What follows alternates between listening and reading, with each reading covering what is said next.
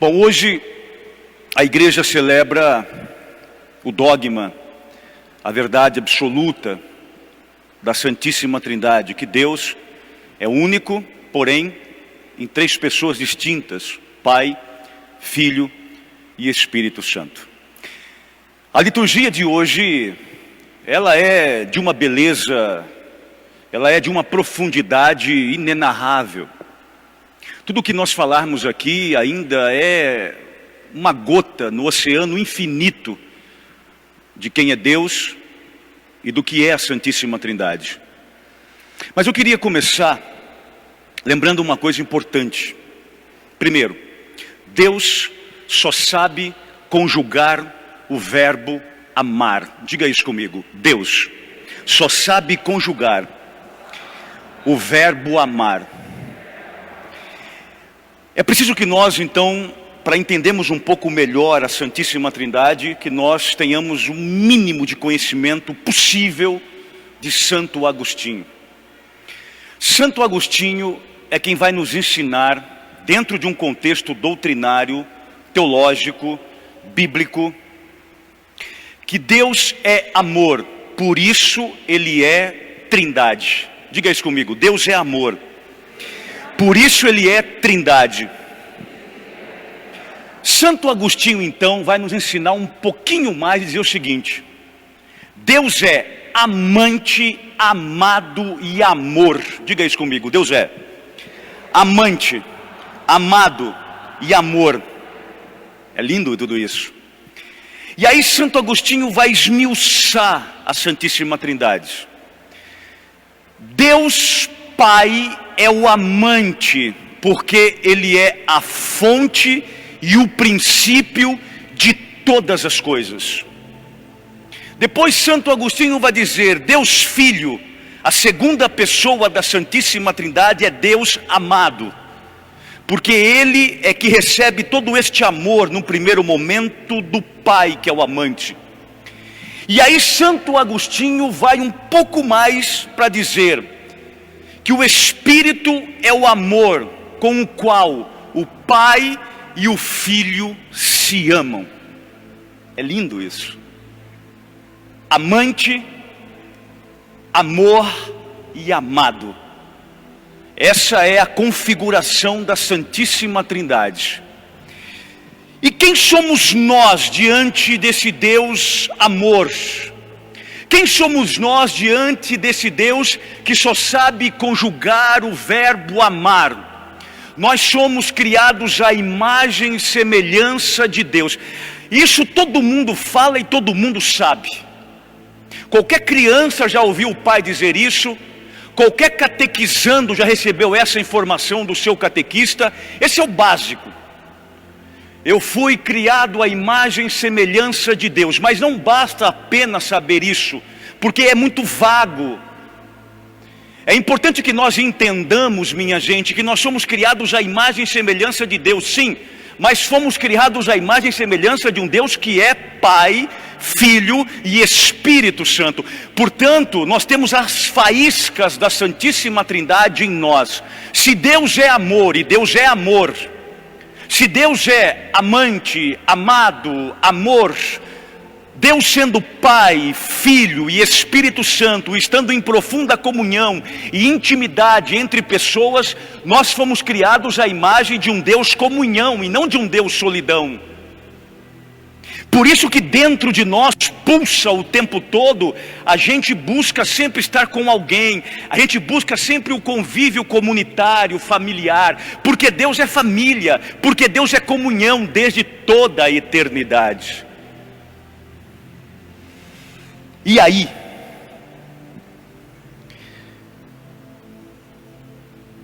o conceito dogmático, teológico, quando a gente fala em Santíssima Trindade, a gente não pode pensar somente numa definição dogmática, elevadíssima da teologia. Não dá apenas para pensar somente nos grandes pensadores da teologia que nos ajudaram a pensar a sistematização da Santíssima Trindade.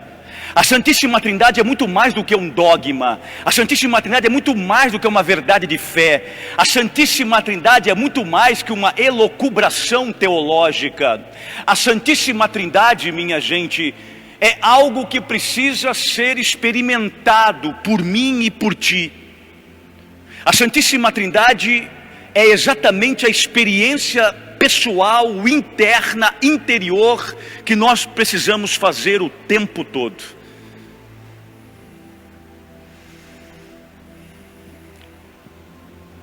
É importante que você pense o seguinte: de vez em quando, eu não sei você, mas eu já senti algumas vezes, hoje não mais, principalmente quando eu era mais jovem até.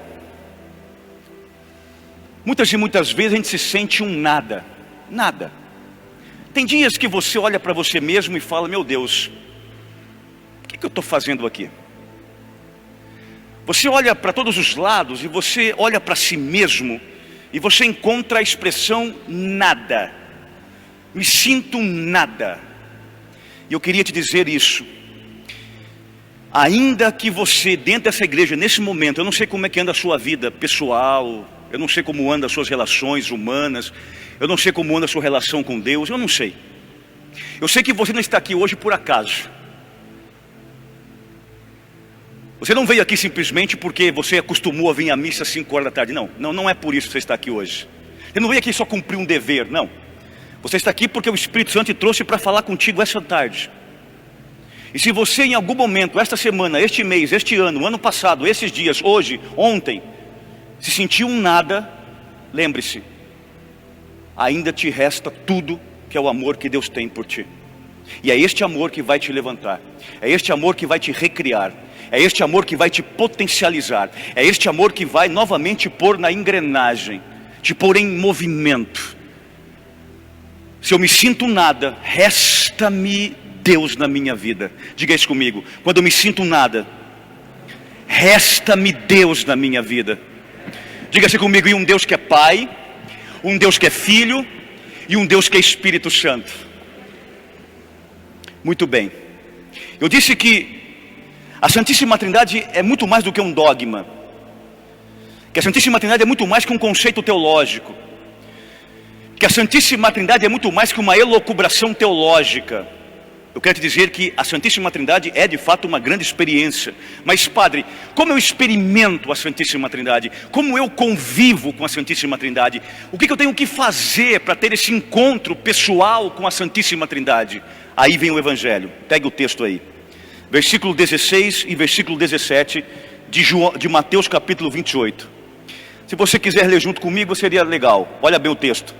Os 11 discípulos foram para a Galileia, versículo 16, ao monte que Jesus lhes tinha indicado.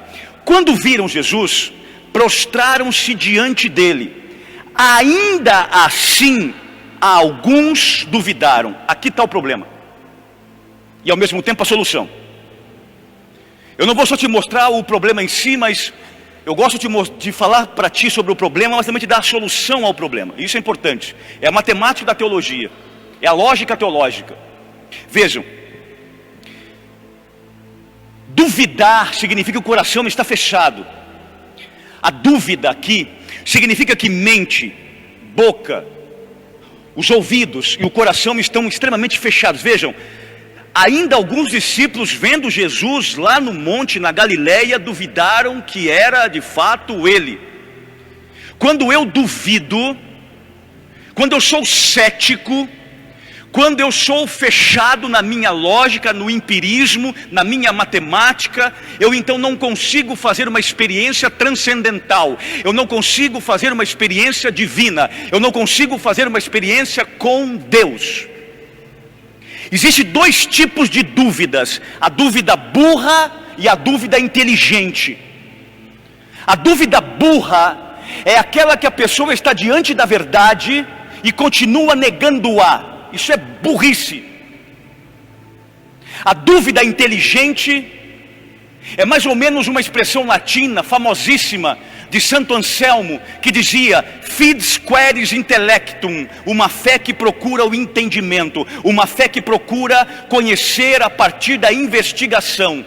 Santo Anselmo vai nos ensinar através do método investigativo de que a fé questiona sim, de que a fé pergunta sim, mas que a fé até duvida em algum momento, mas depois experimenta. É assim que eu experimento a Deus, é assim que eu experimento o sagrado, é assim que eu me envolvo. Aliás, a expressão experiência, minha gente, ela tem uma etimologia latina. No latim, experiência vem de esperire, significa envolver-se com alguém, envolver-se com algo, criar uma relação. Ora, se Deus é pessoas, três, Pai, Filho e Espírito Santo, não são três deuses, nem três senhores, um único Deus em três pessoas distintas. Pessoa significa aquele que se envolve, aquele que se relaciona. Portanto, experimentar é envolver-se com Deus numa relação intersubjetiva, interpessoal, numa relação íntima. Isso é espiritualidade. Dois exemplos clássicos e claros.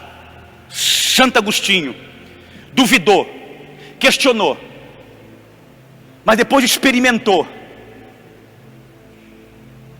E é o autor de uma das grandes obras sobre a Santíssima Trindade. Paulo apóstolo duvidou, perseguiu o cristianismo, era um homem terrível, mas quando experimentou a Santíssima Trindade, Paulo mudou completamente a forma de ser. Por isso que experimentar Deus, experimentar o Deus unitrino, significa uma forma de ser no mundo, uma forma de se comportar, uma forma de transformação brusca e radical do nosso interior. Minha gente, não é mudanças externas, não é mudança de fora para dentro, é o processo inverso, é de dentro para fora. E aqui eu me lembro de uma santa, talvez você nunca tenha ouvido, não tem problema, mas alguns talvez já tenham ouvido o nome dela. Não é uma santa muito comum no nosso cenário aqui dos santos que nós ouvimos o tempo todo na liturgia da igreja. Santa Elizabeth da Trindade. Santa Elizabeth da Trindade era uma carmelita francesa que foi beatificada por João Paulo II e canonizada por Francisco. Santa Elizabeth da Trindade tinha uma frase lindíssima. Ela dizia: todo o meu esforço, todo o meu exercício diário é entrar em mim mesma e me perder nos três, Pai, Filho e Espírito Santo, que lá se encontram.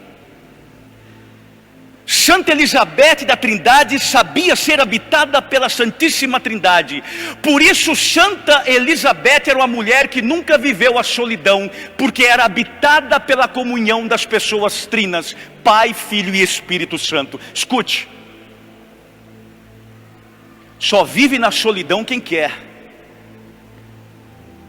Pode te faltar amigos aqui fora, sua família pode te excluir, alguém pode virar as costas para ti, alguém pode te abandonar e te rejeitar, mas o Deus que habita em você nunca. Experimente a Trindade que habita em você, como experimentou Elizabeth, a carmelita francesa. Mas eu me lembro de uma outra coisa, e eu vou um pouquinho além, porque aí eu saio do contexto religioso para o científico. O pai da psicologia analítica é Carl Gustav Jung, um grande suíço. Jung dizia que para você encontrar a si mesmo, você precisa admitir o Deus que habita em si mesmo, em ti. Olha interessante, um homem de ciência dizendo que o autoconhecimento, que o encontro comigo mesmo passa necessariamente no descobrir do Deus que habita em mim. Vejam como que a fé e a ciência, a fides e a ratio caminham justapostas numa perfeita simbiose. Porque Deus é a razão de tudo, minha gente.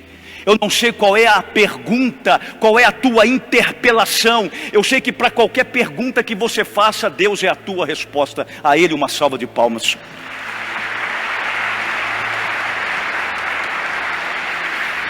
E aí, de forma um pouco mais didática, eu vou, como uma pizza, fatiar o Pai, o Filho e o Espírito Santo, e rapidamente, porque o tempo é muito curto, para você compreender um pouquinho só, e sair dessa igreja hoje cheio do Deus unitrino.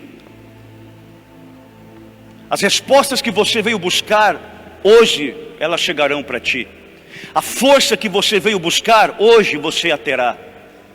O sentido da vida que você perdeu há muito tempo, hoje você vai resgatar, porque a tua bússola é Deus unitrino. Põe os teus olhinhos aí, na primeira leitura, do livro do Deuteronômio. Diga-se comigo, eu preciso, diga isso, experimentar o amor do Deus Pai, que é um Pai de ternura. Segura aí a palavra ternura, porque ela aqui é essencial. Olha o texto. Moisés falou ao povo dizendo: interroga os tempos antigos que te precederam. Aqui falando para Israel, desde o dia em que Deus criou o homem sobre a terra, e investiga de um extremo ao outro do céu, se houve jamais um acontecimento tão grande, ou se ouviu algo semelhante. Existe porventura algum povo que tenha ouvido a voz de Deus, falando-lhe do meio do fogo como tu ouviste, ou tenha permanecido vivo? Vejam que aqui Moisés está falando de um Deus ainda distante, um conceito muito elevado, quase intocável, um Deus muito longe, longínquo demais. Nós vamos descobrir a Santíssima Trindade olhando para Jesus Cristo. Se encarnou. Jesus é a segunda pessoa. O Pai e o Espírito Santo nunca se encarnaram, nunca foram pessoas humanas, nunca tiveram um corpo como eu e você, nunca foram materializados como o Senhor Jesus. Portanto, nós descobrimos a Santíssima Trindade por causa da encarnação do Verbo, por causa da encarnação do Senhor Jesus. É olhando para a humanidade de Jesus que descobrimos que Deus é Pai, Filho e Espírito Santo. O povo da antiga aliança não tinham essa concepção que nós cristãos temos hoje, não tinham. Nem podiam ter, era impossível ter. Muito bem, a linguagem de Moisés aqui em Deuteronômio é uma linguagem distante, mas é bonita, dizendo: olha, investiga a história da antiguidade, da humanidade, e jamais encontrarás um Deus tão lindo, tão maravilhoso, tão poderoso, e que faz grandes coisas e intervenções como o Deus de Israel. Muito bem, mas Paulo já é Novo Testamento, Paulo já é convertido, Paulo já está pregando o Evangelho, escrevendo as cartas, Paulo já experimentou o Pai, o Filho e o Espírito Santo. Paulo é um homem cheio de Deus. Paulo disse na carta aos Gálatas: já não sou mais eu que vivo, é Cristo que vive em mim. Paulo está repleto de Deus. Olha o que Paulo diz, pegue lá, segunda leitura, Romanos. Olha que coisa espetacular, a linguagem diferente se você comparar uma Bíblia do lado da outra, Deuteronômio e Paulo aos Romanos, versículo 15. De fato, vós não recebestes um espírito de escravos para recairdes no medo, mas recebestes um espírito de filhos adotivos, no qual todos nós clamamos: Abá, ó Pai. Não é normal, minha gente, chamar Deus de Pai, Papai, Abá. Abá do aramaico significa papaizinho, porque Deus é um transcendente, Deus é intocável, é o Senhor dos senhores, é o Senhor absoluto que se esconde além das nuvens. Quando se fala com Deus, quando se refere-se a Deus, quando se pronuncia alguma coisa sobre Deus, se usa conceitos elevados, transcendentais. Não é comum chamar a Deus de papai. Mas o que Paulo está dizendo era o que Cristo disse no Evangelho de São João: Jesus usou a terminologia aramaica Abba, que significa papai. Por quê? Porque o Deus Todo-Poderoso, o Senhor que criou o céu e a terra, o Senhor dos senhores, não quer uma relação fria, distante comigo e contigo. A relação que Ele quer conosco é uma relação de cuidado, de filho, de criança para pai.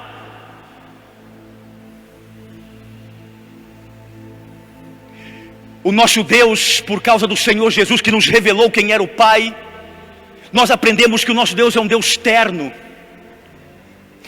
Se você for no dicionário da língua portuguesa e procurar os sinônimos de ternura, você fica encantado. Eu vou te citar alguns só. Ternura é sinônimo na língua portuguesa de afeição, afeto. Ternura é sinônimo de leniência, suavidade. Ternura é sinônimo na língua portuguesa de doçura. Olha que lindo, eu tenho um Deus que é doce. Ternura na língua portuguesa, enquanto sinônimo, tem uma outra palavrinha que há muito tempo eu não ouvia, e que já ouvimos e não entendemos às vezes, que é o paparico. Paparico na língua portuguesa significa cuidar com muito carinho de quem você ama ou está doente. Esse é o teu Deus Pai. Teu Deus Pai te cuida quando você está doente, quando você está enfermo, quando você está em crise, quando você está para baixo. Mas você aprendeu por aí que Deus é vingativo, que Deus está te descontando o teu passado, que uma criança nasce com uma anomalia, com uma patologia, que uma criança nasce com defeito às vezes físico, porque é castigo de Deus na mãe que errou, no pai que errou. Mentira! Deus é eterno, é um Pai que acolhe, é um Pai que ama, é um Pai que paparica-nos. Basta interpretar texto, minha gente. Sabe qual é o mal do ser humano de hoje? Não saber ler e interpretar o básico de um texto. Nós temos um Deus, mas padre, eu já li na palavra que Deus é onipotente, mas aí tua cabeça é bélica, tua cabeça é despótica. A onipotência de Deus, minha gente, não é onipotência da violência, não é onipotência do armamentista, não é a onipotência do despotismo, não, é a onipotência do amor. Se Deus é onipotente, Ele é onipotente, é a onipotência do amor, porque Deus só sabe conjugar o verbo amar. Uma salva de palmas para Ele. Ensina para o teu filho, ensina para o teu neto, desde pequenininho, que Deus é amor, e não fica falando, está vendo, você caiu, castigo de Deus, você se machucou porque Deus te empurrou. Não faça isso, não ensina errado, ensina que você tem um Deus que paparica. É claro que Ele é justo, não estou dizendo isso, mas porque Ele é manso, porque Ele é Pai, porque Ele é eterno, eu mudo de vida. É tanto carinho que eu sinto na obrigação de ser melhor, porque Ele me ama e acredita em mim. Esse é o Deus Pai. E quem é o Deus Filho? Volta em Romanos. Lá embaixo no versículo 17. E se somos filhos, somos também herdeiros, herdeiros de Deus e co-herdeiros de Cristo. Nós somos co-herdeiros de Cristo. Diga-se comigo. Eu preciso experimentar, diga isso. O amor do Deus Filho, que é o meu Redentor. O que é um Redentor? Aí precisamos de novo da ajuda da etimologia da palavra. Redenção vem de redimire. Redimir significa pagar outra vez, comprar de novo, porque é uma expressão que era usada para os escravos. Você vendia um escravo, Alguém comprava e eu dava então um outro lance e comprava de volta para trabalhar no meu contexto de escravatura. Redimir significa fui comprado novamente, outra vez. Quando nós falamos que Jesus é o nosso Redentor, nós dizemos, Jesus nos comprou para a liberdade. Nos deu uma carta de alforria, nos deu a emancipação, não com um papel, não com uma tinta e com uma pena assinando, não. Ele nos deu a nossa carta de alforria com o seu sangue na cruz. Jesus nos comprou com o seu sangue e nos libertou. Paulo, na carta aos Gálatas, capítulo 5, versículos 1, 2, 3, vai dizer: em Cristo somos verdadeiramente livres. Eu estava lendo uma obra teológica um tempo atrás. De tudo que eu já li e leio, foi a melhor definição teológica que eu encontrei sobre redenção. O escritor diz que redenção é retirar alguém do inferior, de baixo, e colocá-lo em um lugar nobre. Esse é o teu Deus na segunda pessoa. Jesus Cristo morreu na cruz para nos tirar da lama, do inferior, do inferno, e nos colocar num lugar superior na eternidade. A Ele uma salva de palmas. Diga-se comigo, terceiro. Diga comigo, terceiro. Eu preciso experimentar o Espírito Santo. Romanos capítulo 8, versículo 15. De fato, vós não recebestes um espírito de escravos para recairdes no medo, mas recebeste um espírito de filhos adotivos, no qual todos nós clamamos Abba Pai. O próprio Espírito, com E maiúsculo, o Espírito Santo, se une ao nosso espírito minúsculo, que é o humano. Quem é o Espírito Santo? É o Consolador. No grego, aquele que está ao lado. Parakletos. No hebraico, Nashan. Mas no latim é o mais importante aqui para mim. Nós entendemos como aquele que é o Consolador. Consolar significa ser um só.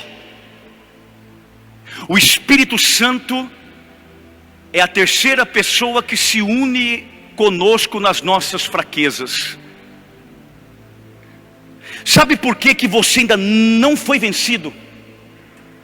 Sabe por que você ainda está em pé? Vamos ser honestos. E eu estou dizendo isso por mim mesmo.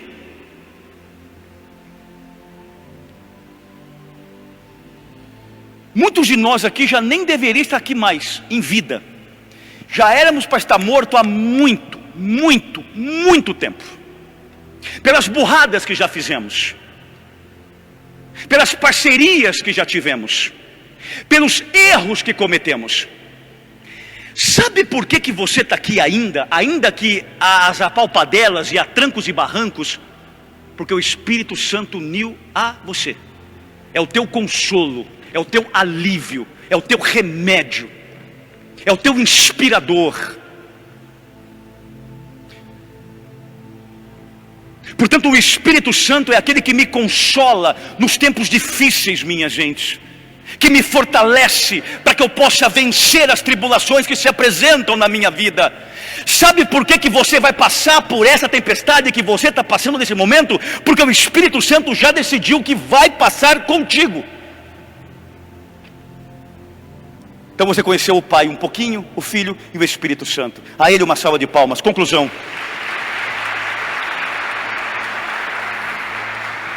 Vou concluir. Vai para o Evangelho de Mateus, capítulo 28, versículo 18 e 19. Eu fecho agora. Então, Jesus aproximou-se e falou: toda autoridade me foi dada no céu e sobre a terra. Portanto, ide e fazei discípulos meus todos os povos, batizando-os em nome do Pai, do Filho e do Espírito Santo. Vejam, ide. Coloque-se em movimento. Isso aqui é para os discípulos, é para a igreja, é para mim e é para você. Ide. Esse ide supõe que eles vão reproduzir o que já experimentaram. Ou seja, os discípulos, minha gente, são aqueles que primeiro, para ser para o outro, experimentou em si a Santíssima Trindade. Esse ide com autoridade não é o que muita gente pensa por aí, não. Uma coisa é autoridade, outra coisa é autoritarismo. Autoritarismo mata, autoritarismo cega, autoritarismo não faz ninguém crescer. Autoritarismo é escravidão. A autoridade vem de augere, do latim significa fazer crescer. A autoridade faz crescer, autoritarismo faz morrer. Pai e mãe não podem ser autoritários, padre não pode ser autoritário, bispo não pode ser autoritário. Quem educa não pode ser autoridade, mas autoritário, mas autoridade, porque a autoridade faz crescer. Vejam, ide, supondo que já fizeram uma experiência com o Pai, com o Filho e com o Espírito Santo, como que esses caras têm que ir? Vão lá e sejam ternos, sejam amigáveis, sejam dóceis, sejam sensíveis, sejam humanos. Ide, e sejam amigos, como Jesus foi nosso e é o nosso amigo.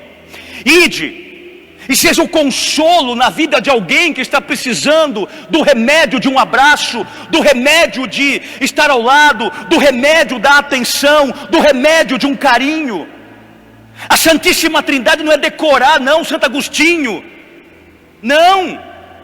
Eu sei decor, toda a teologia, não é isso. A Santíssima Trindade é ser de um jeito novo e diferente no mundo. Levar a ternura do Pai, levar a liberdade do Filho e ao mesmo tempo o consolo do Espírito. Cuidado com as relações de escravidão, cuidado com esse relacionamento que te escraviza, que te domina, que te faz infeliz. Todo relacionamento que você perdeu a sua identidade, já perdeu sentido, cai fora. O teu Deus te libertou para você viver livre, não preso a ninguém, que rouba a tua subjetividade, a tua identidade, que brinca com os teus sentimentos, que taca lixo na tua vida, que te deixa depressivo, que te deixa chorando pelos cantos e vai embora da tua vida. E você fica ainda como se fosse o ruim da história. Você não precisa desse tipo de gente de amor na tua vida, até porque isso não é amor, isso é loucura. Você já tem o amor necessário para ser feliz, o amor de um Deus que te ama com ternura, de um Filho que te ama e te dá liberdade, e de um Espírito que te ama e te consola. Eu vou te falar uma coisa, e eu espero que até o fim da tua vida, até o dia que você morrer, alguém possa um dia olhar nos teus olhos e dizer: eu vejo Deus em você. Se um dia você escutar essa frase, ou se você já ouviu essa frase, você é a pessoa mais rica do universo. Quando alguém diz que ela vê Deus em nós, ela está dizendo: eu vejo a ternura em você, eu vejo a suavidade em você, eu vejo amizade em você, eu vejo carinho em você, eu vejo paparico em você, eu vejo consolo em você, eu vejo paz em você. Isso é amor. Portanto, sai dessa igreja hoje com uma única certeza: você não precisa rastejar atrás de amorzinho de ninguém, porque o amor na fonte está sendo derramada sobre ti, de um Deus que é amante, amado e amor. Deus te ama, e isto basta. A Ele uma salva de palmas.